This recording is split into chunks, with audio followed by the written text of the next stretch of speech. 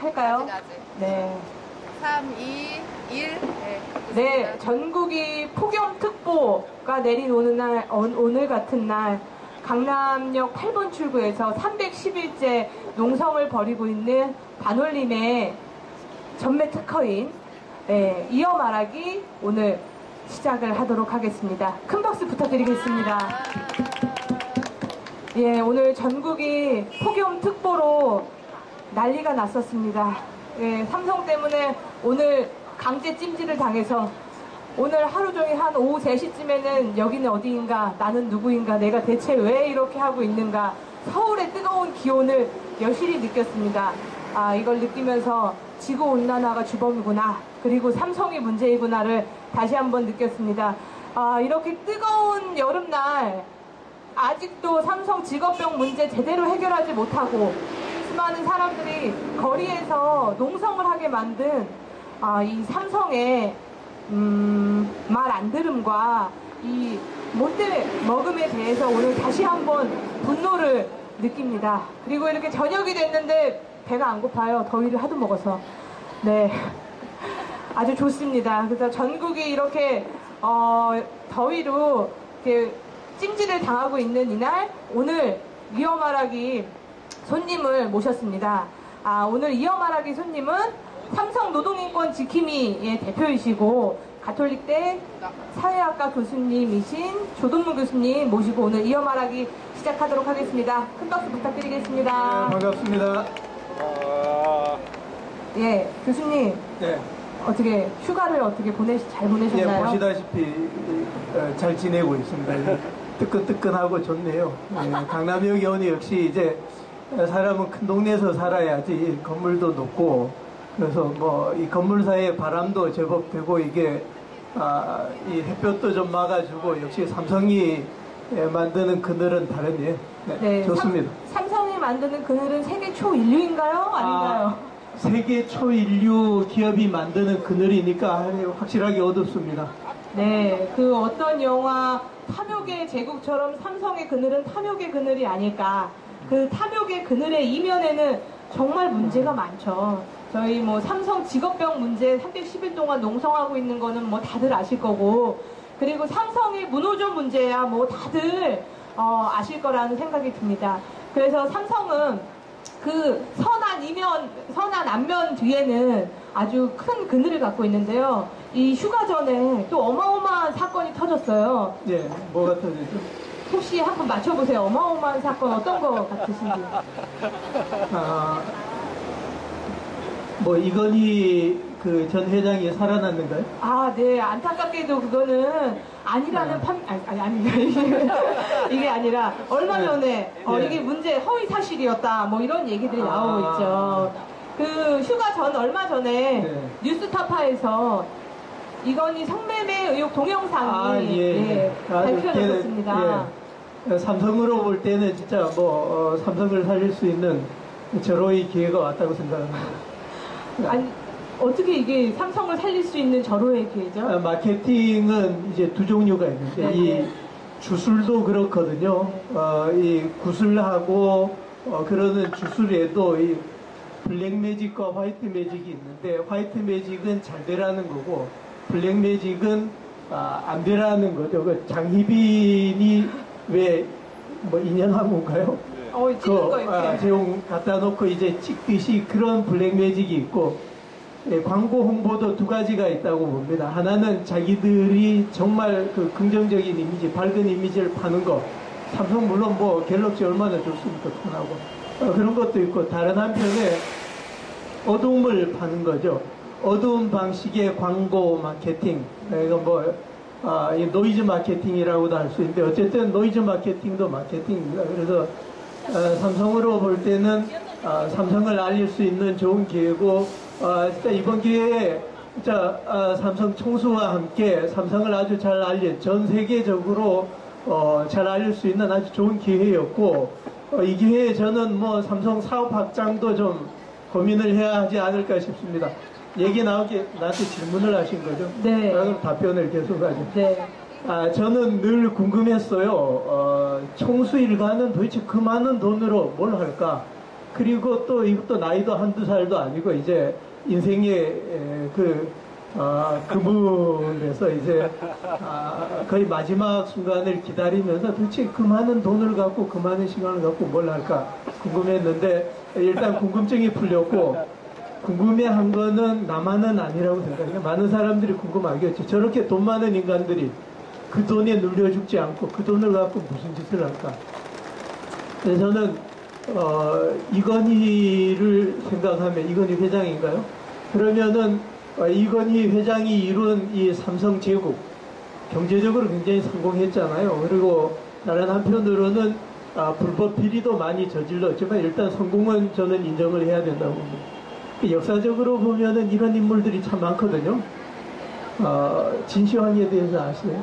잘 아시죠? 불로초도 네. 있고 사람도 많이 이제 죽이고. 근데 진시황이 대단히 뛰어난 전략가였어요. 그 진나라라는 게 그 많은 넓고 넓은 중국에서 그 많은 꼬맹이 나라들 가운데 변방의 작은 나라였는데 이게 중국을 먹었잖아요. 중국을 통일해서 그래서 진의 나라 그게 이제 차이나라는 영문명을 갖게 된 거잖아요. 그런데 진시황이 중국을 통일할 때 쓴 무기가 제가 출연했던 영화 보셨습니까? 영화도 출연하셨어요? 저 영화 배우인데 저기 부러진 화살에 네. 등장한 석궁 그게 진시황 시대 시작입니다. 그게 그때의 군대는 정규군도 있지만 뭐 로마식의 정규군도 있지만 농민군이잖아요. 이 농민이 밭을 갈다가 나와서 전쟁에 투입이 돼야 되는데 그러면은 지금 한국의 양궁 선수처럼 어떻게 막 10년 20년 훈련을 해갖고 이 청정심을 갖고 화살을 쏘겠습니까? 그러니 훈련이 안 된 농민들이 화살을 쏠 수 있게 활을 쏠 수 있게 하는 그런 기계였던 거죠. 그래서 뭐 빠르면 3시간 길면 3일이면 훈련이 됐다고 그래요. 방아쇠만 당기면 화살이 나가니까. 그래서 그걸로 이제 중국을 통일했잖아요. 근데 중국을 통일하고 나서 이제 그 불로초 착과한 거는 이건희 동영상에 나오는 지금 그런 장면들. 그러니 이건희는 노후에 뭐 시간을 어떻게 보낼까? 진시황은 어떻게 보냈을까? 뭐 이런 거죠. 그래서는 이 그 위대한 영웅, 세계적인 제국을 이룬 삼성과 같은 제국을 이루고 중국의 진나라처럼 통일을 하고 한 이런 사람들 저는 그런 얘기를 좋아하는데 좀 부럽고 오늘 어떻게 그렇게 했을까? 그리고 또 궁금한 게 도대체 그러고 나서 뭘 했을까 하는 건데 그 중국에 가면은 중국 사람들은 자기 나라를 대국이라고 부르잖아요. 그러면 우리 보고 들으라는 얘기거든. 지들은 대국이면 우리 뭐야? 그래 한국 사람들을 약고 죽이려고 하는 게 이제 중국은 대국이라서 뭐 이런 표현을 쓰고 중국보다 땅덩어리가 더 넓은 나라가 어느 나라예요? 러시아? 러시아죠. 러시아를 통일한 게 누군지 아세요? 이거 바뀐 것 같아요. 그렇죠. 잘 모르겠어요. 제가 좀 짧아가지고. 그래요? 한분이. 그럼 이 황제들 가운데 제일 악랄한 게 제일 잔인무도한 황제를 누구로 알고 있어? 어떤 황제라고? 잔인한 폭군 그러면은 명칭이 나오잖아요. 네. 무슨 황제 네. 짜르라고 네. 부르잖아요. 네. 그냥 먹으면서 벌써 짜르 하면은 막 뭐 드라큘라 영화처럼 핏물이 뚝뚝 떨어질 것 같은데 그 중에서도 가장 잔혹한 게 이반 4세였거든요. 이반 4세라는 사람은 징기스칸 다음 세대죠. 징기스칸이 유럽으로 이제 쳐들어가서 로마까지 이제 변방까지 다 가서 먹죠. 먹을 때 러시아도 이제 상당 부분을 점령을 했던 거죠. 그 다음 세대로 태어난 게 이제 이반 4세인데 이반 4세가 바로 이반 4세가 태어났을 때는 그 나라는 모스크바의 도시국가였어요. 그런데 이반 4세가 러시아를 통일한 거죠. 통일했다는 거는 이 태평양까지 이제 나온 거죠. 태평양까지 먹었다는 건 뭐죠? 시베리아를 먹은 거죠. 그거는 그 시베리아의 중간중간을 바로 타르타르인이라는 게 이제 징기스칸 2세들인 거죠. 걔들이 먹은 땅을 다시 뺏은 거잖아요. 그렇게 이제 뛰어난 능력을 가진 근데 전쟁은 뭐 진주왕처럼 잘한 것 같고 그런데 머리도 비상했던 것 같아요. 신앙심도 강하고 그래서 뭐 어차피 나한테 질문을 했고 내가 답변을 하니 내가 답변할 내용들 저도 많이 좀 하게 해주세요. 예? 많이 쭉 하세요. 예, 재밌는 얘기예요. 이 사람이 신앙심이 굉장히 강한 러시아 정교 신앙을 갖고 있었죠. 그래서 볼가강인가요? 그 하류에 상류로부터 거의 뭐 1000km 정도 떨어진 지역에 성당을 지으려고 보니까 그 지역에 가면은 성당을 지을 만한 재료가 일단 없고 그 훌륭한 나무가 없고 기술자들이 없는 거예요. 그래서 그럼 어떻게 거기다가 그 성당을 지을까? 상류 지역에서 그 훌륭한 목재가 나는 곳에서 성당을 만들어요. 못을 하나도 안 쓰고 조립식으로 만드는 거예요. 그런 다음에 그걸 볼가강 뗏목을 이용을 해서 1000km를 이동시켜서 하루에다 그걸 만드는 거죠. 그거는 이반 사세가 지가 생각을 해낸 거죠. 그러니 머리가 비상하죠. 근데 이 사람이 사람을 많이 죽인 거예요. 러시아를 통일은 했는데 사람을 많이 죽인 게 굉장히 불우한 어린 시절을 보낸 거죠. 왕의 아들로 태어났는데 자기 아버지가 3살에 죽어요. 죽는데 아마 독살을 당한 것 같죠. 그러면은 얘가 이제 왕이 돼야 되잖아요. 근데 3살짜리니까 어머니가 섭정을 하죠. 근데 그 어머니가 또 얘가 8살이 되던 해에 또 어머니가 죽어요. 죽었는데 그것도 이제 또 독살이라고 한 거죠.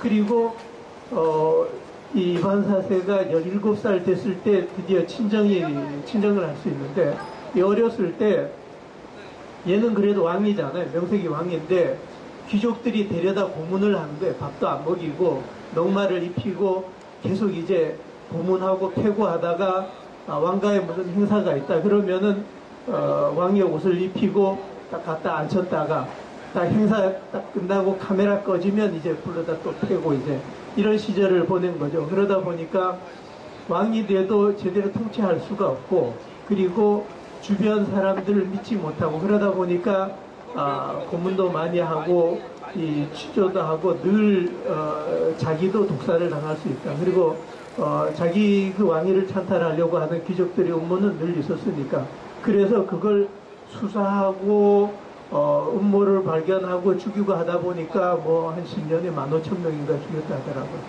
그래서 궁금하잖아요. 그러면 진시황은 불로초를 구하는 걸로 여생을 보냈는데 그러면 이반 사세는 그 여생을 어떻게 보냈을까? 여전히 왕인데 이건희도 바쁘다는 거 아니에요? 뭐 동영상 찍고 그러느라고 이제 바빴다는데 이반 사세는 어땠을까? 바빴던 것 같아요. 근데 아까 말씀드렸잖아요. 신앙심이 굉장히 강했다고. 죽을 때가 돼서 보니까 이게 내가 러시아도 통일해서 대국을 만들었고 잘한 것 같은데 사람을 많이 죽인 게 찍찍한 거예요. 그래서 자기가 죽인 사람들, 자기로 인해서 죽은 사람들의 이름을 쫙 적은 거예요. 근데 저기 보면은 명부 보이죠? 돌아가신 분들의 이름. 그러니 그 이반 사세는 신호빅이라는 건데 자기로 인해서 죽은 사람들의 이름을 쭉 적은 거예요. 적고 그 이름 옆에마다 그 이름 옆에다 그 개인을 위한 기도문을 또 적은 거예요. 그렇게 이제 적어 나온 거죠. 저기 있는 게 76분이죠. 그러니 한 분 한 분의 이름을 적고 저기는 소속 몇 세 뭐 이런 게 적혀 있는데 그 옆에다가 기도문을 적은 거죠. 그리고는 매일 새벽 4시에 기도를 드리는데 한 3시간 정도 기도를 했다고 그러죠. 근데 이게 그냥 뭐 주기도문 외우고 이런 게 아니라 머리를 땅에 찧어서 우리 인조가 왜 삼전도 뭐 거기서 이제 뭐 공공 뭐 어쩌고 하는 게 있잖아요. 이마를 땅에 찢는다는 거 그런 절을 하는 거예요. 그래서 이마에서 피가 나야 이제 일배가 된 거죠. 뭐 이래 굴신 운동을 했다는 게 아니고 그렇게 해서 기도를 한판 하고 나면은 기본복이 되죠. 무릎도 그렇고 그 신호빅이라는 게 지금 모스크바 박물관에 가면 있다고 그래요. 나는 뭐 안 가봐서 모르겠는데 하여튼 다큐에서 그렇게 얘기를 하는데 그런가 보다 하는데 그리고 그 옆에는 그 이반 사세가 기도를 드릴 때 입었던 그 도포가 있대요. 외투. 이걸 보면은 이 천이라는 게 식물에서 섬유를 채취를 해서 만들잖아요. 그 나무 조각을 거의 기운 그런 것처럼 아주 거친 천 조각으로 이제 조각조각을 이은 거죠. 그래서 이걸 입고 기도를 하면 어떻게 되겠어요? 구부리면 천 조각이 피부와 이 다리, 엉덩이에 다 찝겠죠. 3시간을 하고 나면 뭐 온몸이 피투성이가 하는 거죠. 뭐 자기 학대일 수도 있겠지만 어쨌든 자기는 이만큼 잘못했다.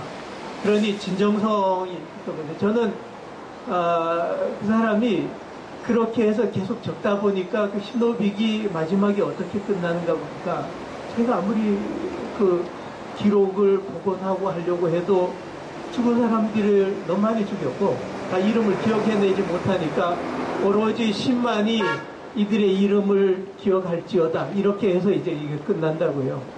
저는 이제 그 얘기를 듣고 이 사람은 진짜 참여한 것 같아 라는 생각을 했어요.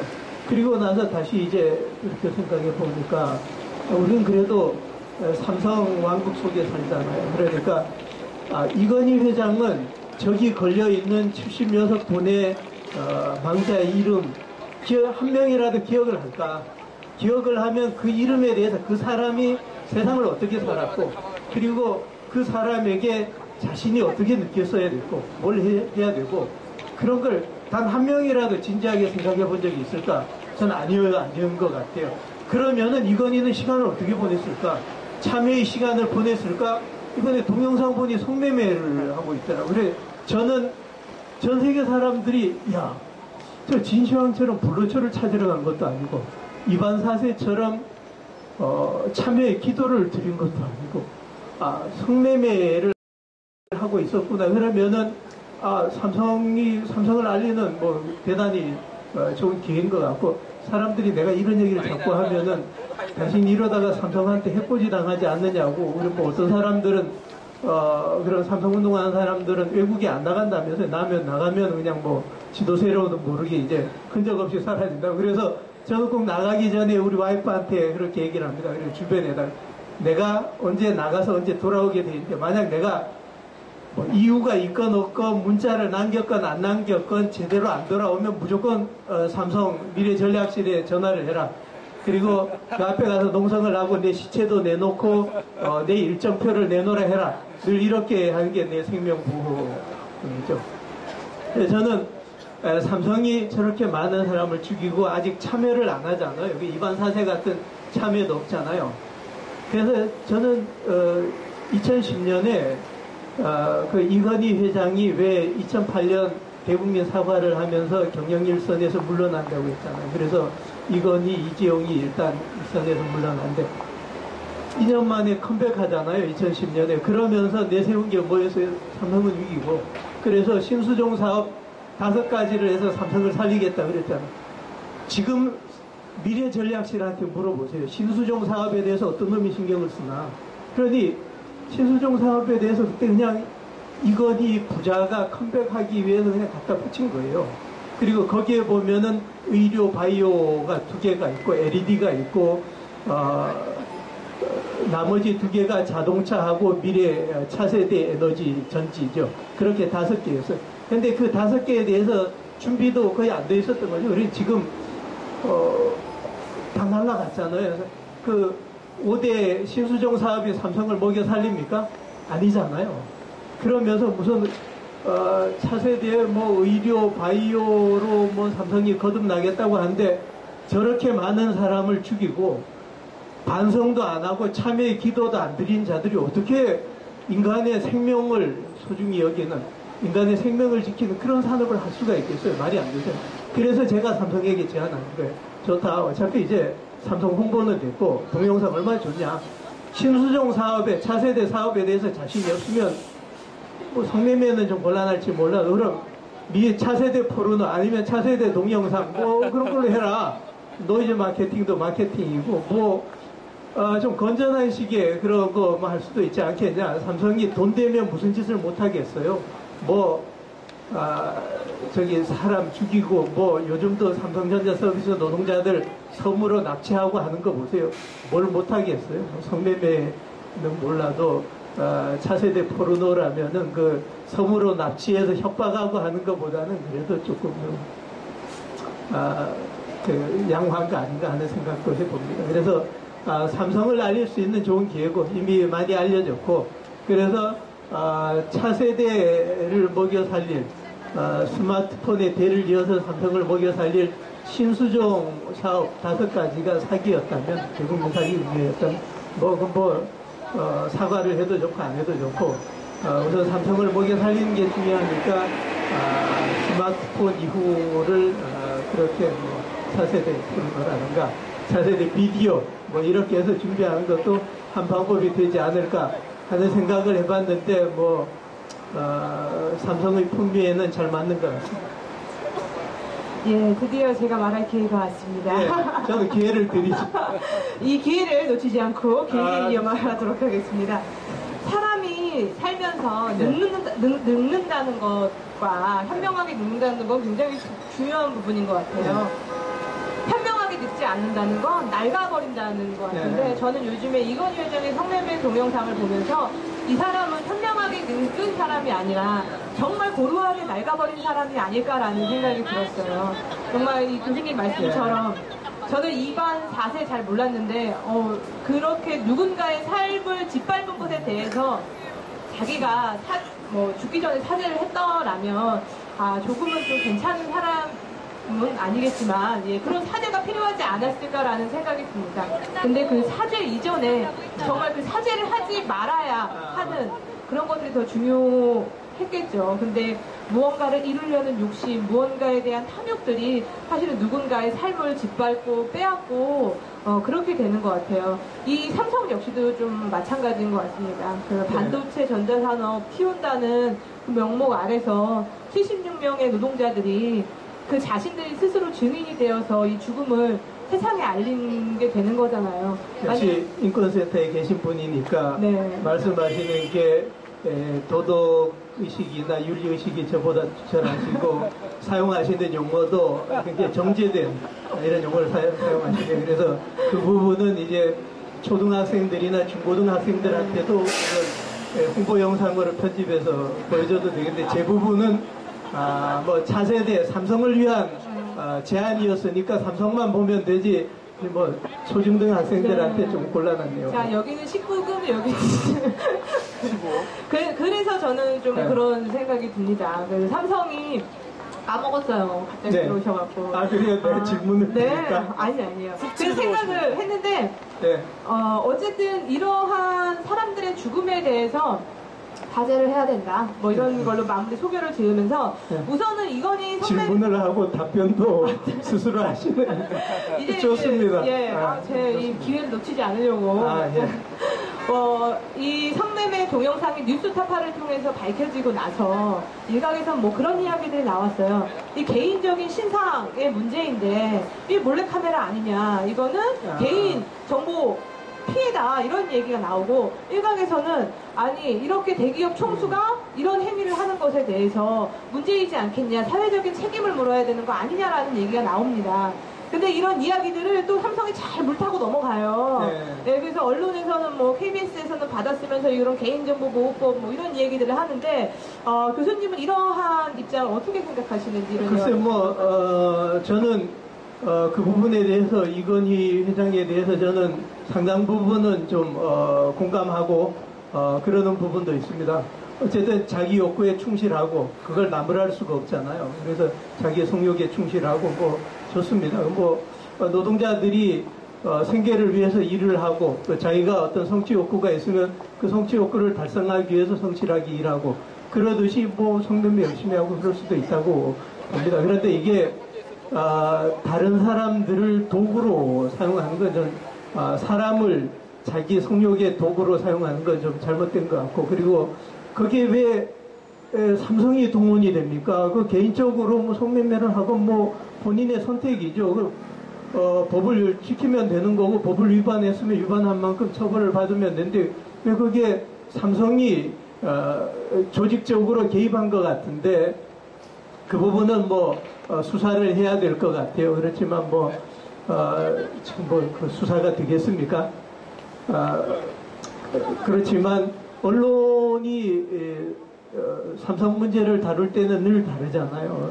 근데 이번에 그래도 뉴스타파에서 그렇게 대대적으로 보도를 했으니까 언론에서 그래도 요만큼이라도 다뤘지, 그러지 않았으면 어떻게 시민들이 알기나 했겠습니까? 그런데 삼성의 손바닥 위에서 삼성이 주는 돈으로 먹고 살다 보니까 언론이 그렇게 삼성에 대해서 왜곡 보도하고 하는 거는, 또 은폐하고 하는 건 어제 오늘의 일이 아니고, 근데 저는 이번에 이제 그래도 동영상을 누가 유출을 했고 그런 거에 대해서 또 수사를 안 하고 하는 거 보면, 지난번에 그 누군가요? 노회찬 의원인가? 그때는 그랬잖아요. 그때도 삼성이 비자금으로 대한민국 검찰, 사법부, 국회의원들, 시민단체까지 돈으로 어떻게 다 매수를 하는가 하는 게 그 내용이 들어왔었는데, 그때는 그런 건 제대로 보도가 안 되고, 도리어 도둑 잡아라고 한 그 노회찬 의원을 유죄로 판결을 해서 결국 국회의원직을 벗겼잖아요. 그래서 이번에도 그걸 보면은 뉴스타파를 잡아가진 않았는 것 같고, 그래서 우리 사회가 그만큼은 조금 좀 발전을 했거나 아니면은 그래도 시민들의 눈치를 조금 보는 것 같기도 하고, 그런데 여전히 언론이 그 이후에 우리 어떻게 됐는지 모르잖아요. 왜 그걸 추적 보도를 해야죠. 언론이 왜 이거 수사 제대로 안 하냐, 수사 내용을 체크하고, 그리고 뉴스타파도 그거 취재했던 거 아니에요? 다른 언론은 뭘 해요? 그 삼성에서 받은 돈 갖고 그 취재비 써갖고 취재하면 되는데, 그 취재를 안 하고 하는 거는 언론이 삼성에 대해서 이중적인 잣대를 갖고 있는 그런 것, 삼성 예외주의가 여실히 드러났다, 그렇게 생각합니다. 예. 그런 이 뉴스타파 보도에 그런 얘기가 있죠. 이건희가 성매매했던 장소가 삼성 SDI 사장 명의로 된 곳이었다. 그리고 이제 그 돈을 그 집을 얻기 위한 돈이 이제 그룹 내에서 나온 돈이다. 그게 옛날에 사회에 환원하기로 한 돈이었다. 이런 여러 얘기들이 많이 나오는데, 그거에 대한 이야기를 좀 자세하게 해주시죠. 예, 그 삼성은 그때 그 특검도 그렇잖아요. 그게 왜 무슨 차명으로 해서 묻어둔 돈입니까? 어떻게 그게 차명으로 형성이 됐고, 그게 왜 총수 일가의 그 사위 재산이었는지, 왜 그렇게 판단했는지 우린 설득당하지 않았잖아요. 그때 우리를 설득할 만한 근거가 없었잖아요. 그거는 삼성그룹 어디에선가 나왔다는 혐의를 우리가 갖고 있잖아요. 그러지 않으면 그 돈을 왜 그 총수 일가가 개인적으로 관리를 하지, 왜 삼성 차원에서 그걸 관리를 했겠어요. 그런데 그런 부분에 수사는 잘 안 됐고, 그리고 지금 보세요. 지금 삼성물산이 그 제일모직하고 통합을 했잖아요. 그런데 그때 그 제일모직은 뭔가요? 전에 에버랜드였잖아요. 그 통합하는데 지금 그 에버랜드에 대해서 이재용 남매가 갖고 있는 그 지분을 이용해서 삼성전자에 대한 지배권을 강화하기 위해서 삼성물산하고 통합을 한 거잖아요. 삼성물산이 그 삼성전자에 대한 지분을 이제 갖고 있으니까 그랬는데, 그러면은 그 돈, 그 이재용 남매가 갖고 있는 전 에버랜드의 그 주식, 그게 원래 에버랜드가 그걸 주식형 사채로 발급을 했잖아요. 그랬는데 그게 2009년에 대법에서 무죄로 그 부분이 판결이 났어요. SDS 경우에는 그 유죄로 이제 판결이 났지만, 에버랜드는 이제 무죄로 판결이 났는데, 그런데 김용철 변호사가 증언을 했잖아요. 이 삼성 쪽에서의 주장은 이사회에서 그걸 헐값으로 발행을 해갖고 남매에게 몰아주기로 그렇게 이제 결정을 했다는 거 아니에요. 그런데 그걸 수할 수 있는 사람들이 포기를 하니까 이제 이재용 남매에게 갔다. 이재용 남매에게 잘못 없고 대단히 합법적인 절차였다. 근데 김영철 변호사가 증언한 바에 따르면 그 책에 나오는 얘기예요. 책이 잘못됐다면 저도 어쩔 수 없습니다. 책에서 읽은 바에 따르면 그 이사회라는 게 없었다는 거예요, 그날. 이사회라는 게 없었고, 그럼 이 사람들이 어떻게 그 얘기를 했냐? 그러면은 김영철 변호사는 2023년인가요? 2003년 그때 그 검찰에서 그 수사를 할 때 자기가 삼성 임원들을 교육을 시켰다는 거잖아요. 이건 이사회는 있지도 않았었고, 그러면 니들이 가서 어떻게 거짓말을 해라 하는 걸 김영철 변호사가 자기가 교육시켰다는 게 그 김영철 변호사가 쓴 책에 나옵니다. 몇 쪽인지 내 어디 기록은 해뒀는데 기억은 안 나지만 확인을 해보세요.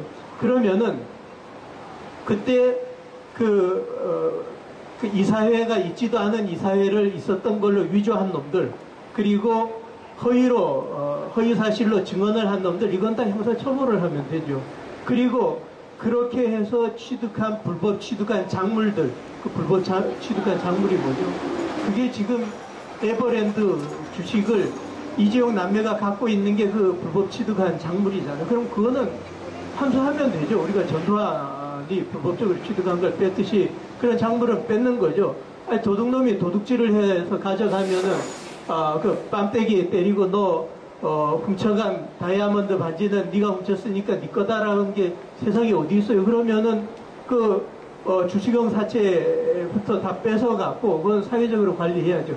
이거는 지금은 아직까지는 우리가 덜 법치국가잖아요. 지금 뭐 법치국가 되려면 아직 좀 시간이 걸릴 것 같은데 법치국가가 되면 다시 그 복귀를 해서 바로 잡아야 되겠죠. 그래서 그 이재용 남매가 갖고 있는 그 불법 취득한 거로 그 법학 논문들은 해석을 하고 있죠. 그건 다 사회로 환원이 되고 그리고 그때 그 과정에 관여했던 불법 행위를 한 자들은 다 처벌이 돼야 되겠죠.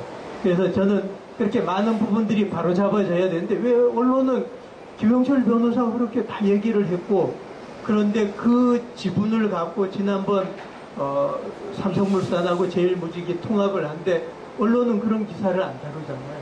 그런데 이 모든 게 일관되게 언론은 삼성이 불러주는 대로 받아쓰기 하니까 기자들을 이제 채용을 하고 그럴 때 그냥 뭐 논술 이런 거 보는 게 아니고 받아적기만 시험 보는 것 같아요. 네. 또 교수님 얘기를 들으니까 이 삼성학에서는 받아쓰기가 100점인 기자들이 삼성 비판학에서는 받아쓰기가 빵점이다. 그런 거죠. 내 거 받아쓰는 기자들은 못 봤어요. 그러면은 참 문제죠. 자, 우리 또 교수님 이야기를 받아들일 수 있는 기자들이 나올 수 있을 때까지 여기 지금 계신 것 같아요. 열심히 좀 해야 될 것 같습니다. 네. 저는 삼성 이 불법 동영상, 삼성 성매매 이번 성매매 동영상을 보면서 그런 생각이 들었습니다. 처음에는 뉴스 기사로만 봤다가 그 다음날 동영상을 봤는데 뭔가 열지 말아야 될 것을 연 것 같은 되게 불쾌한 마음이 있었습니다. 그 불쾌함의 근원이 뭔지는 모르겠어요. 뭐 그게 성매매를 뭐 했다는 이야기인지 뭐의 불쾌함인지는 잘 모르겠으나 가장 처음 먼저 느낀 불쾌함은 500만 원이었습니다. 그 성매매 여성들에게 500만 원을 건넸었죠. 뭐 그게 사실은 고 황유미 아버님에게도 삼성이 이거 가지고 정리하시라라고 던진 돈이 500만 원이었습니다. 삼성은 500만 원에서 시작이 되네. 네, 그래서 사실은 누구의 목숨값과 이런 것들이 참 어떻게 설명할 수 없는 이야기인 것 같아요. 네, 그래요. 저에게는 그렇습니다. 네. 그리고 또 하나의 그래서 얘기 좀 해주세요. 직업병 문제와 뭐 이 문제에 대해서. 예, 제가 질문을 드릴까요? 아니요. 지난번에, 그래서, 그렇잖아요. 저는 언론이 그걸 취재를 하고, 이재용 남매가 취득했던, 이 지분들이 이제 불법적인 과정을 통해서 취득이 됐으니까, 그 과정에 관여했던 놈들을 형사처벌하고, 작물은 환원을 해라, 뺏어라, 민사몰수라고 그러더라고요. 그게 지금 현행법으로 잘 안 되면 법을 만들어라. 이제 뭐 이러는 거죠. 근데 언론이 그걸 안 다루니까, 그러니 어떻게 하겠어요? 노동자들이 나섰잖아요. 그래갖고 노동자들이 던진 질문이 뭡니까? 삼성 총수 일가에 삼성 재벌의 3대 세습 이래도 괜찮냐? 찬반 투표를 했잖아요. 이걸 왜 언론이 해야 되는데 언론이 안 하니까 삼성 전자서비스 노조가 그때 제가 공동대표로 있는 그 단체 이름이 진짜 사장 재벌 책임 공동행동 그게 하고 같이 이제 했잖아요. 그랬더니 몇 %였죠? 90%가 반대한 걸로 나왔잖아요. 그런데 시민들이 갖고 있는 어떤 잣대 기준하고 언론이 갖고 있는 기준 삼성 이게 너무 괴리가 큰 거죠. 저는 우리 사회가 조금이라도 발전을 하면 조금씩 더 법치국가가 되고 조금씩 더 경제민주화가 되면 이게 이제 시민들이 90%가 맞다고 생각하는 대로 사회가 가고 그리고 개별 기업도 삼성이 뭐 단순한 사유재산입니까? 그러니 시민들이 90%가 반대한다 그러면은 반대하는 의견을 존중하는 그런 식으로 이제 가지 않을까 하는 거죠. 그래 저는 아까 처음에 전 늘 이제 궁금했던 부분이 재벌 총수들은 뭘 할까 하는 건데 빌 게이츠에 대해서는 궁금하지 않으세요? 빌 게이츠는 세상에서 돈이 제일 많은데 지금 뭐 우리 진시황에 대해서도 얘기했고 이반사세도 얘기했고 이제 권력이고 돈은 이건희 회장이 한국에서 돈이 제일 많죠. 세계에서 제일 많은 건 빌 게이츠잖아요. 그러면은 빌 게이츠는 뭘 하면서 그렇게 만들어진 동영상 보면서 시간을 보낼까 궁금하잖아요. 근데 빌 게이츠가 지가 답변을 하더라고요. 자기가 답변을 하면서 자기는 자기 시간을 50%씩 반반 나눠 쓴다는 거예요. 50%는 돈을 버는 데 쓰는 거죠. 세계 최고의 부자가 되고 세계 최고의 부자의 지위를 유지하기 위해서 쓰는 거죠. 그래서 새로운 제품을 개발하고 뭐 이런 데 쓰는 거죠. 그리고 나머지 50%는 뭐에 쓰냐? 돈을 쓰기 위한 어떻게 돈을 쓰느냐를 알기 위해서 자기 남은 시간을 보낸다는 거예요. 그래서 빌 게이츠는 어린이 결핵 문제에 대한 세계 최고의 권위자입니다. 그래서 이 결핵이라는 건 그렇잖아요. 결국은 이거는 가난이 만드는 병이잖아요. 가난한 사람들이 걸리는 거고. 그래서 어떻게 하면은 결핵을 없앨 수 있을까? 그런데 어린이들부터 결핵에 걸린다는 건 너무 가혹한 것 아니냐. 그래서 어린이들을 결핵으로부터 구제하기 위한, 보호하기 위한 그런 그 재단, 기구들에게 돈을 보낸 거죠. 보냈는데 보니까 어린이 결핵이 줄지 않더라는 거예요. 그럼 왜 안 줄까? 그래서 자기는 그냥 어린이 결핵 퇴치 운동에 돈만 보내면 되는 줄 아는데 그 사람들이 돈 쓰는 방식에 문제가 있는 건 아닌가. 그래서 보니까 이 어린이 결핵을 퇴치하는 백신에 문제가 있다는 거예요. 그래서 그럼 왜 백신이 효과가 없을까? 그래서 본인이 그 백신이 왜 효과가 떨어질까? 보다 나은 퇴치법이 뭔가? 이런 걸 자기가 공부를 하게 됐다는 거죠. 그래서 자기가 그 의학계에서 그 첨단 논문들을 자기가 찾아서 읽어보고 그래도 답이 안 나오는 부분은 바로 그 글을 썼던 세계 최고의 권위자 노벨 의학상 받은 사람들한테 자기가 직접 전화를 해서 물어보고 그래서 그걸 이제 제대로 어린이 결핵 퇴치하는 방법에 대해 갖고 연구를 하고 그걸 그 단체들에게 가르쳐 준 거죠. 그리고 지금도 아프리카 어린이들의 영양과 이제 빈곤 문제를 해결하기 위해서 엄청나게 많은 돈을 투자를 하는데 그뿐만이 아니라 그냥 돈만 내는 자선사업가가 아니라 진짜 자기의 절반의 시간을 할애를 해갖고 어떻게 하면은 어린이 빈곤 문제, 어린이 건강권 문제 이걸 어떻게 해결할 수 있겠느냐 하는 고민을 하는 거죠.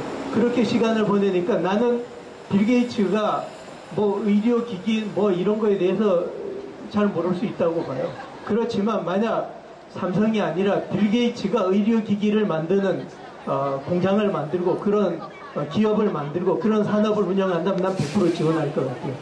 100% 지지해주고 나뿐만이 아니라 세계 모든 사람들이 빌 게이츠가 그런 일을 하고 있으니까 그 진정성을 믿잖아요. 그러니까 빌 게이츠가 추천하거나 만드는 의료기기라고 그러면은 전 인류가 믿고 구입하고 공유를 할 것 같다는 거죠.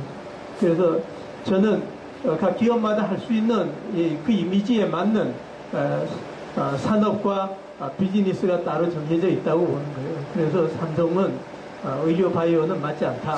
그러니까 아까 내가 얘기했던 제안을 심사숙고해라. 네. 아까 이야기 빌 게이츠 좋은 사람이네요. 네, 훌륭한. 예, 이제 고민이 아까 불쾌함에 대해서 얘기를 좀 드렸었죠. 저는 그런 고민도 들었어요. 이 뉴스타파 기자가 이제 후기를 쓴 글을 읽었습니다. 삼성에 이런 동영상이 있다더라. 그걸 실제 보고서 취재를 하고 이거를 밖으로 내보내야 했을 때 교수님처럼 많은 고민이나 이제 노력의 흔적들이 있었겠죠. 정말 이렇게 내보냈을 때 어떻게 되는 게 아닌가 그런 이야기들도 자기들이 이제 후기 기사로 썼더라고요. 그러면서 이게 사실은 그냥 개인의 사생활 문제가 아니라 사회적인 문제라는 것은 뭐 회사의 돈을 일부 유용한 부분도 있긴 하겠지만 이 사회를 지배하고 있는 이 재벌들이 비윤리적이고 비도덕적인 모습들이 있는 게 아닌가라는 비판들을 조금 뉴스타파에서 했었던 것 같습니다. 그러면서 마지막에 이제 시민들이 이것들을 어떻게 보고 판단할 것이냐, 이 사회적 책임에 대한 이야기와 시민들의 가호가 있길 바란다라는 얘기를 했는데 이 반짝 붉어지고 나서 그냥 사라졌어요. 누구도 이 문제에 대해서 사회적 책임을 묻지 않고 누구도 이것에 대해서 이게 잘못됐다라고 지적을 하지 않습니다. 그래서 좀 질문을 드리고 싶어요. 네. 재벌에게 그럼 사회적인 책임, 아까 빌 게이츠가 얘기한 것처럼 그럼 한국 사회에서 삼성은 어떠한 사회적인 책임을 져야 하는 것인가? 그리고 이 문제를 이건희 성남의 동영상 문제를 그냥 언론에서 얘기 안 한다고 묻어두는 게 아니라 어떻게 올바르게 해결할 것인가? 그 해법 삼성에게 좀 제시해 주세요. 그 삼성 보고 어떻게 하라는 그 삼성이 거듭나는 방안에 대해서는 우리가 뭐 10년, 20년을 계속 얘기해왔던 것 같아요. 근데 삼성은 듣지 않았고, 우선 있잖아요. 저기 뒤에, 저기 옆에 걸려있는 그 사망자들 명단이 있잖아요. 그럼 아까 이반 사세를 들었잖아요. 적어도 그 이름 한 명 한 명 다 소중한 분들이고, 다 그 사람들의 그 라이프 히스토리가 있잖아요. 생애사가 있는데, 그러면은 그 사람들의 삶에 대해서 조금이라도 진지하게 생각을 해보고, 그리고 자신들의 부의 축적을 위해서 희생된 분들이니까 그분들에게 대해서 좀 죄송한 마음으로 이반 사세 정도는 안 되더라도 기도문은 못 쓰더라도 그 이름이라도 한번 되내면서 지금 이미 그 이건희 체제에서 죽임을 당한 분들이잖아요. 그러면은 이제는 삼성이 거듭나기 위해서는 그분들에 대한 보상이라든가 재발 방지 이런 것들을 제대로 할 수 있는 그런 일이 우선 첫 출발일 것 같아요. 그 첫 걸음을 그렇게 되고, 그리고 노동자들에게 자기 그 목숨을 지킬 수 있는 권리, 안전하게 일할 수 있는 권리는 그 정도 보장해 줘야 되는 것 아니냐. 그래서 그렇게 하고, 그리고 노동조합을 만들고 노조 활동을 한 사람들이 다 해고가 지금 되고 있잖아요. 그리고 지금 삼성의 전자 LCD 쪽뿐만이 아니잖아요. 삼성전자 서비스 노동자들을 보세요. 지금 에어컨을 사람들이 얼마나 많이 들어요. 고장도 많이 나겠죠.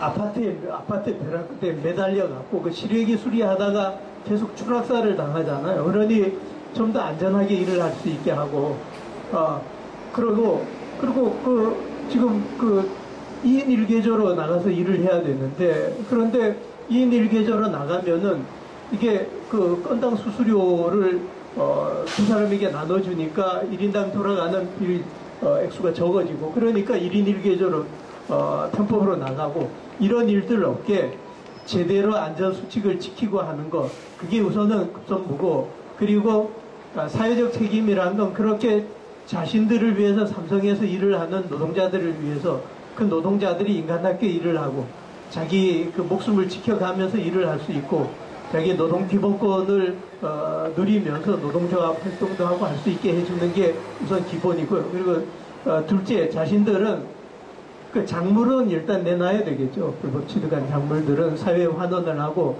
그리고 나도 아마 1인당 10조 뭐 이렇게 남아있을 텐데, 10조가 작은 돈인가요? 또 유산 받는 것도 또 있잖아요. 그러니까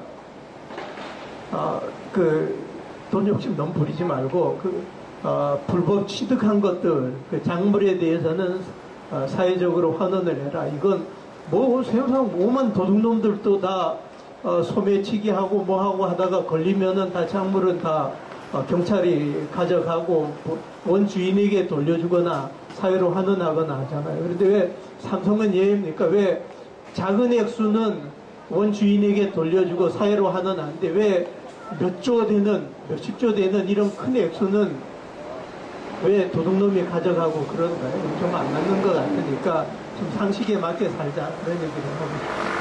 네, 상식에 맞게 사는 게 참 어려운 것 같아요. 옆에 보면은 오늘 뭐 갤럭시 노트 7 뭐 하나 봐요.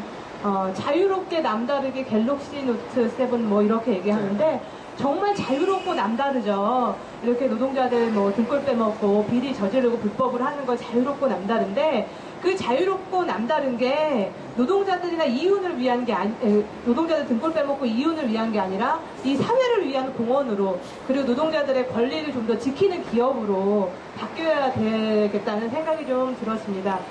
저 좀 얘기할게요. 네, 괜찮습니다. 네. 제가 질문을 안 드려도 되겠네요. 네. 네, 또 까먹어서 얘기했어. 또 제가 질문을 드릴까요? 아니요, 아닙니다. 그래서 조금 삼성이 바뀌어야겠다라는 생각을 합니다. 저희가 교수님 얘기하시는 것처럼 10년 동안, 20년 동안 얘기를 했어요. 많은 팁을 줬습니다. 사회적인 책임을 지고 노동자 문제 해결하면 삼성이 세계적인 추세에 발맞춰서 글로벌 기업다운 면모를 보이면 바뀔 것이다. 근데 하지만 그게 바뀌지 않고 더 전근대적으로 돌아가고 있단 말이죠. 그게 좀 굉장히 문제인 것 같은데 사람들이 이렇게 아까 갤럭시 노트 얘기했는데 갤럭시 노트 시리즈가 언제 나올 거예요? 환호하고 또 우리 집에 에어컨이 삼성 거인 거야. 우리 집에 텔레비전이 삼성 거인 게 그게 부의 가치와 나의 브랜드를 결정한다고 생각을 합니다. 그리고 교수님이 이야기하신 것처럼 도둑들이 우리 기업들 갑질 갑질하는 거에 불을 떠는데 사실은 눈에 보이는 불법들을 자행하는 것에 대해서는 사람들이 어느 순간 그냥 대충 삼성이니까 그러면서 넘어가게 되는 것 같아요. 이게 삼성이 만들어 놓은 공고한 자기들의 이데올로기와 그런 공화국화에서 사실은 우리는 너무나 세뇌당하고 있는 거 아닌가라는 생각이 들거든요. 그래서 좀 시민들에게 그런 얘기를 해주셨으면 좋겠어요. 이 삼성의 공화국에서 벗어날 수 있는 팁? 우리가 이제 저희 삼성을 좀 지금 바라보는 시각이 아니라 다른 시각으로 바라보려면 어떻게 시작해야 되는지. 예, 그 영화를 보셨습니까? 어떤 영화요? 또 하나의 약속? 네. 거기 보면은 가장 연기를 잘하는 배우가 누구 같아요? 저는 박철민 배우인 것 같습니다. 너무 자기중심적으로 보지 마세요. 이념적인 네. 잣대를 벗어나고 순수하게 연기로 평가를 해보세요. 연기로 해도 저는 그분이 제일 잘하는 것 같아요. 그래요? 네. 저는 그 이름은 모르는 이 실장. 한국은 실장이라고. 저는 그 인간이 나올 때마다 막 욕을 하고 그랬는데 진짜 연기를 굉장히 잘하는 것 같더라고요. 근데 저도 다른 어떤 자리에서 또 그런 얘기를 했었는데 그 이 실장에 대해서 저는 학생들한테 우리 학생도 또 했는데 학생들한테 늘 하는 얘기가 그거요. 나는 다산인권센터의 활동가가 아니잖아요. 난 사회과학 연구자거든요. 그래서 너희는 나도 그렇지만 부도덕한 거는 용서할 수 있다. 그런데 설명이 안 되는 건 용서할 수 없다. 설명이 안 되는 건 끝까지 규명을 해라. 그래 이 실장에 대해서 좀 굉장히 궁금했어요. 이 실장은 인사 쪽에서 일을 하잖아요. 그 부서 배치도 하고 그랬을 텐데 그 사람이 삼성에 입사할 때는 진짜 누구든 가고 싶어하는 삼성의 100대 1이나요? 몇 대 1의 경쟁을 뚫고 합격을 했잖아요. 그러면은 대한민국 최고의 엘리트를 뽑은 거예요. 대한민국 최고의 엘리트를 뽑아갖고 시킨 일을 보세요. 그 범죄 하수인은 시킨 거 아니에요? 이게 무슨 마약 밀매에 마약 심부름, 무기 밀매 심부름 시키듯이 그 뇌물 전달시키고 가서 상대방 매수하고 협박하게 하고 이 사람이 그래도 최고의 엘리트로서 삼성에 입사할 때는 자기 꿈을 삼성을 통해서 실현하고 싶었을 거 아니에요. 대한민국 최고의 기업을 만들고 대한민국 최고의 기업을 통해서 대한민국 경제를 세계 최고의 경제로 만들고 싶어 했던 거 아니에요. 그런데 이 사람이 범죄 하수인이 됐잖아요. 왜 삼성은 저 사람들을 저렇게 범죄 하수인으로 만들고 왜 저 사람은 범죄 하수인이 됐을까? 난 그런 부분들이 이제 그게 고민이 되더라고요. 그래서 난 그 잘 해석이 안 되고 그래갖고 전에 어느 자리에서 야, 그 이 실장은 도대체 어떻게 버틸까?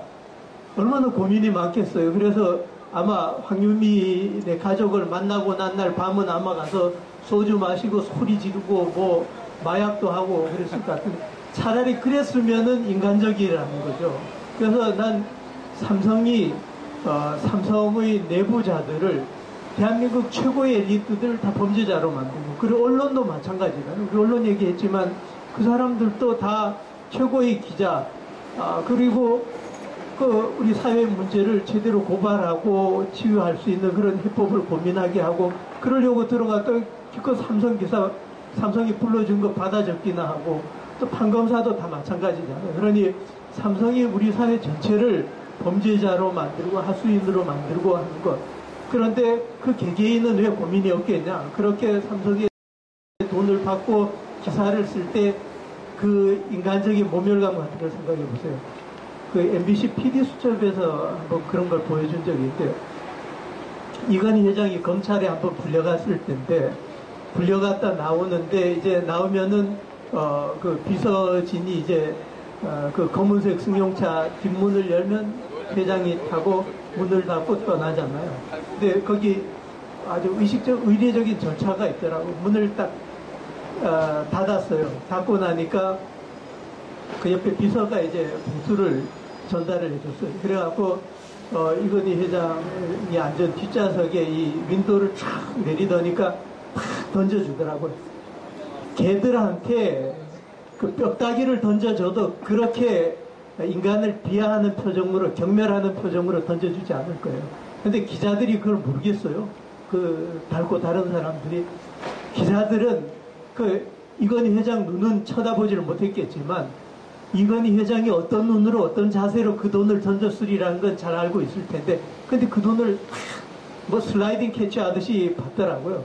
훌륭한 쇼스타 같이 뛰어난 유격수처럼 받아서 지들이 나눠가는 거잖아요. 그 사람들도 그렇게 망가질 때까지는 어떤 과정들이 있었고 인간적으로 굉장히 괴로웠을 거 아니냐는 거죠.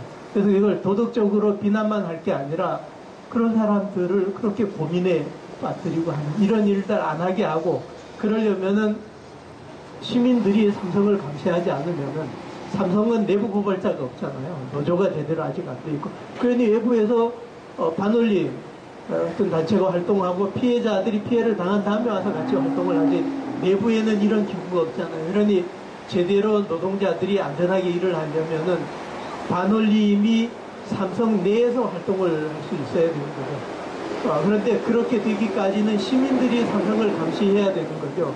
삼성은 자정 기능이 없잖아요. 그러니 보세요. 그렇게 뭐 동영상 포르노 그런 게 발표돼도 삼성 내에서 그걸 비판하는 소리들이 안 나오잖아요. 그런데 검찰 보세요. 검찰이 그렇게 썩었다고 하는 검찰도 그렇게 자기들이 나쁜 짓을 하고 나면 누군가가 거기에 대해서 비판하는 이런 글들을 내고 발언을 하고 옷을 벗고 막 이런데 삼성은 그런 일조차도 일어나지 않잖아요. 그러니 현재 삼성은 자정기능 제로다. 그러니 시민들이 감시 감독을 해야 된다. 그래서 내부에 내부 감시 기구가 만들어지고 그럴 때까지 내부의 노동자들이 안전하게 일을 할 수 있을 때까지는 시민들이 감시 감독을 해야지 그러지 않으면은 국가기구라든가 언론 다른 기구들은 아직은 믿을 수가 없다. 그런 말씀. 네, 그러니까요. 우리 교수님을 어떻게 높은 저희 미래전략실 높은 곳으로 좀 초빙을 해서 강의를 조금 해서 좋은 기업 되기 뭐 이런 강의를 한번 해야 되지 않을까. 글쎄 말이에요. 기자들도 내가 한 말을 받아 적지 않고 그리고 그때 한겨레에서 그때 아마 우리가 책을 내고 난 다음에 인터뷰를 했나 그 무렵이었던 것 같아요. 삼성 노동인권 지킴이 만들고 그럴 때 인터뷰를 할 때 그런 얘기를 했었는데 나는 삼성이 진짜 거듭나기를 바란다. 내 주머니에 지금 이 스마트폰, 헤드폰 영등이 삼성 거거든요. 나는 삼성 스마트폰을 만든 삼성 노동자들을 사랑합니다. 그래서 그 물건을 갖고 있는데 전혀 부끄러움이 없고, 그런데 삼성이 진짜 어떤 선을 넘고 진짜 반올림이 용서할 수 없는 이런 길로 간다. 그럼 저도 이제 스마트폰 때려 부수고 뭐 우린 제2의 길을 그때는 아마 가야 되겠죠. 그러나 그때까지는 저는 삼성이 거듭날 수 있다고 생각을 하고, 그런 기대를 버리지 않고 전부 낙관주의자니까 그런 날이 오리라고 믿고, 그래서 삼성이 국민적인 사랑을 받는 그런 기업으로 거듭난다면 나는 삼성의 홍보대사가 되겠다. 그 전까지 삼성이 나를 박해하더라도 나는 절대 원망하지 않는다. 그러면 저희 공약 하나 걸어주세요. 반올림 문제를 삼성이 정말 반올림 문제뿐만 아니라 이 뭐 노동권의 문제도 삼성이 자기가 이거 다 뭐 이렇게 사회적 책임지겠다, 노조도 만들어라, 그리고 이제 반올림 문제도 전향적으로 해결하겠다, 이렇게 나오시면 어떻게 하실 거예요? 그러니까 기자들이 갖고 있는 좋은 품성을 배우라고 그래요. 삼성은 반올림이 말하면 삼성은 받아 적으면 돼요. 지금 기자들이 하듯이 받아 적고 실천을 하면 되는 거죠. 그래서 진정성 있게 사과하고 재발 방지책 확실하게 만들고, 그리고 보상 완벽하게 하고, 그리고 앞으로 이런 그 불행한 사태가 재발하지 않게 하려면 내부의 감시를 해야 되는데 믿을 사람이 없잖아요. 그러니 반올림이 가서 직접 감시를 하거나 아니면 반올림이 지명하는 자들이 가서 그 감시 기능을 수행을 하거나 둘 중에 하나가 돼야 우리는 믿고 안심도 하고 신뢰도 할 수 있겠다. 그날이 오면 어떻게 하실 건가요? 그날이 그런 날이 오고 삼성이 개과천선하고 그럼 진짜 제가 홍보대사가 되고 뭐 삼성이 뭐 이런 거 달아주면은 입고 가서 하고, 그때까지는 그 뉴스타파 기자님들한테도 전달을 하세요. 삼성이 거듭나기 전에는 해외여행 제발 좀 하지 마시고, 저는 연구를 위해서 안 갈 수 없습니다. 그래서 8월 30일 날 나갔는데 뭐 하여튼 제가 2달 후에 돌아오는데 혹시 안 돌아오면은 뭐 직접 미래전략실에다가 내가 무슨 빈라덴입니까? 뭐 인도양에 갔다 묻을 일이 있어요. 그러니까 다 뭐 장기도 다 회수받고 유품과 그 과정 일지를 삼성으로부터 다 받으세요. 네. 그래서 그걸로 뭐 책을 한 권 만들어서 삼성하고 저작권을 나눠가겠습니다. 부디 그런 일이 없길 바라며, 그리고 삼성이 정말 이런 걸 모든 걸 해결했을 때 교수님이 강의 시간에 I love 삼성 티를 입고 강의를 하는 걸로. 좋습니다. 예. 예. 하는 걸로. 공약합니다. 예. 아까 교수님 얘기 중에 모멸감이라는 얘기가 나왔어요. 아까 이제 황유미 아버님 얘기하면서 500만 원 얘기를 했는데, 그러게 아버님이 느꼈을 감정이 뭔지는 모르겠지만 어렴풋이 느끼는 저의 마음은 모멸감이 진짜 아니었을까라는 생각이 거죠. 딸을 잃었을 때 정말 이 딸이라는 앞으로의 그녀의 미래, 그리고 살아왔던 가족의 과거와 미래들을 삭제당한다는 걸 몇 푼 돈으로 해결한다는 게 얼마나 무책임한 것인지, 그게 가족에게 얼마나 모멸감을 주는 것인지 모르는 거죠. 그래서 교수님 얘기처럼 그거를 본인이 대한 게 아니고 누군가에 시켜서 그 사람에게도 그런 모멸감과 그 사람도 그런 좌절감을, 모멸감을 느끼게 만들었다는 것. 그러니까 인간성의 상실이라는 거는, 그러니까 사실 조금씩 갉아먹히고 있는 게 아닌가라는 생각이 들어요. 그래서 저는 정말 삼성이 좋은 기업이 된다라는 건 누군가 정말 자유롭게 남다르게 사고할 수 있는 것, 그리고 다른 직원들과 함께 연대할 수 있는 것, 사회적인 문제에 자기의 이야기를 할 수 있고 회사의 문제에 직원들이 자기 이야기를 하게 할 수 있는 것, 그렇게 또 사내 분위기도 함께 바뀌어야 되지 않을까라는 생각이 듭니다. 이제 뭐 저희 이어 말하기 오늘 뭐 주구장창 한 해도 주구장창 할 수 있을 것 같은데, 전 뭐 괜찮습니다. 네. 그러면은 마지막 질문 하기 전에, 오늘 AP통신에서 삼성 이제 화학물질 목록을 영업비밀에서 공개 거부한 것에 대해서 문제 제기를 했고, 문제라고. 네. 삼성 화학물질 정보 공개를 거부했다는 그런 문제에 보도를 했었고, 이제 국제노동조합 총연맹이 이런 문제에 대해서 세계적으로 가만히 있으면 안 된다, G20 정상들이 개입해야 된다라는 얘기를 했습니다.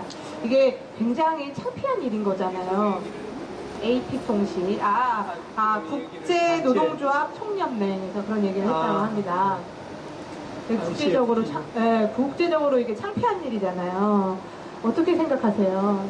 저는 뭐 동영상과 같은 효과가 있다고 봅니다. 그래서 이것도 삼성의 노이즈 마케팅의 일부일 수 있고, 그러니까 삼성이 이걸 비즈니스 확장의 기회로 삼고 비즈니스를 하되, 그래도 ICFTU가 맞는 말을 했네요. 그러니까 그 정보는 공개해야죠. 네, 노동자들이 적어도 알아야 되잖아요. 자기가 얼마나 위험에 처해 있고 하는 걸 알아야 되는 건데, 그걸 공개하지 않는 건 그 모든 물질들이 위험한 물질이라는 걸 삼성이 반증하는 거니까, 그거는 뭐 그대로 이행하면 될 것 같고, 그리고 어쨌든 뭐 삼성이 지금 반올림과 싸우고 있는 것도 일종의 이제 노이즈 마케팅이라고 보고, 또 동영상 유포도 또 그런 측면도 있을 것 같고, 삼성이 위기는 위기인가 봐요. 전형적으로도 위기고. 그래서 삼성이 제대로 날려면은 우선 그 내부에서 일하는 사람들이 좀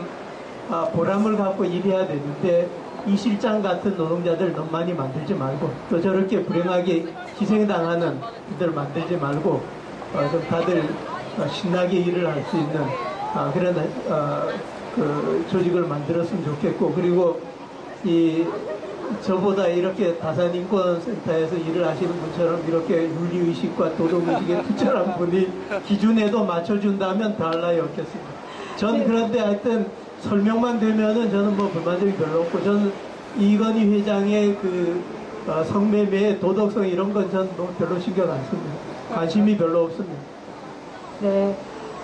저를 그렇게 높은 윤리의식과 도덕의식의 상징으로 생각해 주시니 감사하지만, 저는 또 그런 사람이 아니라는 거. 예, 이렇게 마이크를 잡으니까 나쁜 말을 할 수 없어서 좋은 말로 치장과 포장을 한 거라는 걸 알아주시기 부탁드리겠습니다.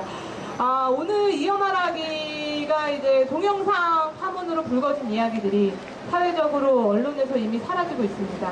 하지만은 누군가는 기억해야겠기에 우리는 또 이 이야기를 꺼냅니다. 그리고 앞으로도 이 이야기를 계속 할 거죠. 그리고 이 이야기가 사회적으로 또다시 회자되고 삼성이 이 문제를 제대로 해결할 때까지 이야기할 예정입니다. 왜 이 이야기를 안 하는지 모르겠습니다.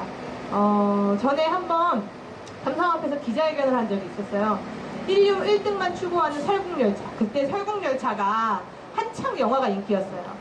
근데 설국열차 이 앞에는 이렇게 뭐 잘 사는 사람들이 타고, 꼬랑지에는 못 사는 사람들이 탔습니다. 그 열차는 인류를 위해 달린다고 하지만 사실은 인류를 위해 달린 게 아니었죠. 그래서 그 맨 앞등에 탄 밑에 보면 어린 꼬마가 계속 열차의 엔진을 돌리고 있었던 거죠. 이 삼성이란 기업을 계속 유지하기 위해서 그 어린 꼬마처럼 노동자들이 계속 무언가를 돌리고 있었습니다. 그래서 삼성은 인류로 거듭났고, 그리고 더 좋은 기업이 되었다고 홍보를 하지만, 실제적으로는 반도체 직업병에서 76명의 노동자가 사망하는 사건이 있었고, 삼성 서비스 노동자들이 추락사를 하고, 노동자들이 자살을 하고, 노동조합을 만들지 못해서 노동조합을 만들었다는 이유로 해고가 되고 우울증에 걸렸습니다. 그 손으로 헤아릴 수 없는 사람들의 이야기들을, 그리고 그들과 연결되어 있는 가족들의 삶들을 어떤 식으로 보상할 것인지, 이반 4세처럼 그 차례의 회고록을 쓸 것인지, 앞으로 어떨 것인지가 이제 삼성에게 주어진 숙제인 것 같습니다. 오늘 이어말하기 이제 마지막을 이제 질문을 드리려고 합니다.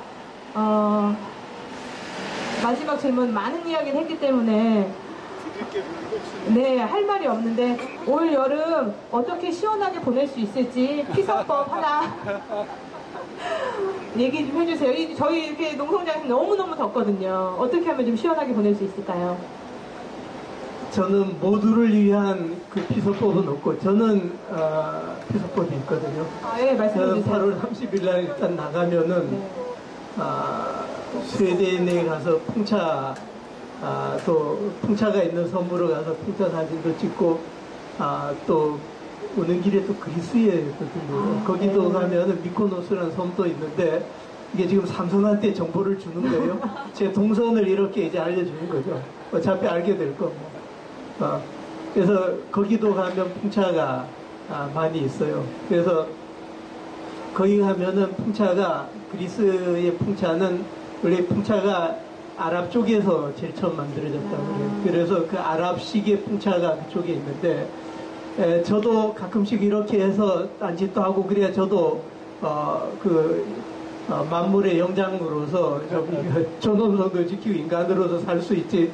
그러지 않으면 저도 이제 자기 분열될 것 같아갖고 나름대로 저도 이제 지속 가능한 방식으로 이렇게 이제 싸우고 운동하고 연구하고 있으니까 삼성이 내가 금방 포기할 거라고 속단하지 말게 그렇게 좀 저쪽에도 좀 알려드리고 싶어서 저는 저 나름대로 뭐 피서법을 갖고 있는데 이 농성장에서 농성하시는 분들의 최고의 피서법은 삼성이 빨리 개과천선하고 이 직업병 문제에 대해서 내일이라도 획기적인 반올림이 요구했던 그 피해자들이 요구했던 대로 100% 전격적으로 시행하는 것만이 그게 반올림과 피해자들과 전 국민을 위한 삼성의 모든 노동자들을 위한 최고의 피서 대안이 아닌가 그런 생각을 합니다.